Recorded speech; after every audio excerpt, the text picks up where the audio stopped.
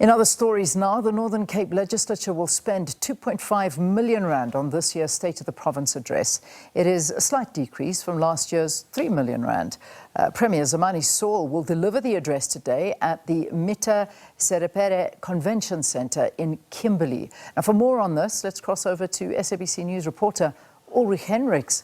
Ulrich, even though it's a slightly cheaper bill, R2.5 million from last year's R3 million, still a hefty cost for a State of the Province address. How do people feel about that?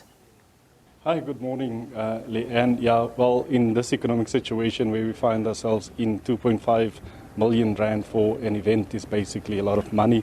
People obviously, saying that money could be spent elsewhere. But in terms of the State of the Province address, Dr. Zamani Saul always advocating for modern and growing province, and a lot of the priorities that he has set in his first term as Premier and even now in the second term of Premier, aligning with those. But a lot of people that we've spoken to, residents of this province, it's always bread and butter issues. And one of the bread and butter issues, of course, housing, human settlements. Let's talk to the MEC responsible for Costa, Bentley Fast. MEC, last year in January saw President Cyril Ramaphosa launching a very unique R1 billion housing project for the Northern Cape. How is that going? Thank you very much, Ulrich, and let me also greet all the viewers. Ulrich, in terms of the housing project, what I can say is we are excited as a Northern Cape province because housing is a critical area in terms of service delivery. We experience some challenges because, with housing, it's not like you just wake up in the morning and tomorrow you'll start with construction.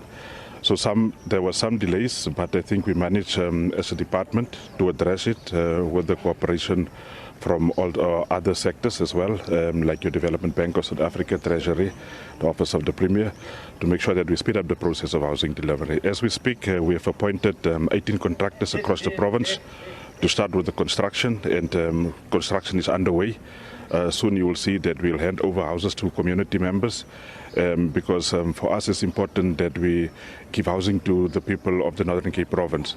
But also one of the challenges that we encounter is the one in terms of our budget. You must remember that, and it's something that we said as a province, we are not going to complain about it forever about our budget. We have to find other ways to address service delivery.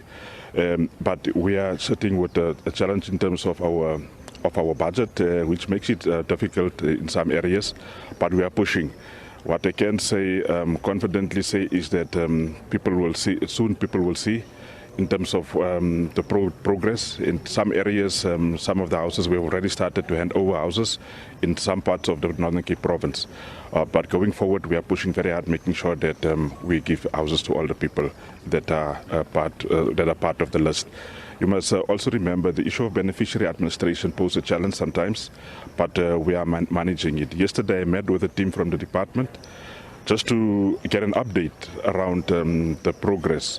What I also can say is we've taken a decision that those contractors who are not performing, we are going to terminate their contracts because it can't be that we waste government's money. So we really want to tell our constructors, our message is clear, that if you are not performing, then you are going to be terminated. For us, it's critical making sure that we spend every cent wisely of the people of the Northern Cape province. MEC, we don't have a lot of time, but I want us to talk about municipalities, the support for municipalities, because a lot of them struggling with Eskom debt as well as water issues. Yeah, absolutely. You see, the issue of our municipalities is a serious matter. One of our main challenges in our municipalities is the issue of revenue collection. You know that people in the Northern Cape, we have people who can't afford to pay municipalities. That's why we encourage them to come to the municipality so that they can be registered as indigents, so that at least municipalities can find a way to support them. But our message to the community of the Northern Cape is that as we prioritize municipalities, we are going to convene a local government soon to make reflections, but also to find ways to strengthen local government going forward. For us, it's critical the issue of water. And that's why you will see that last week we've launched a project of Supply Cape Municipality to address the issue of water challenges.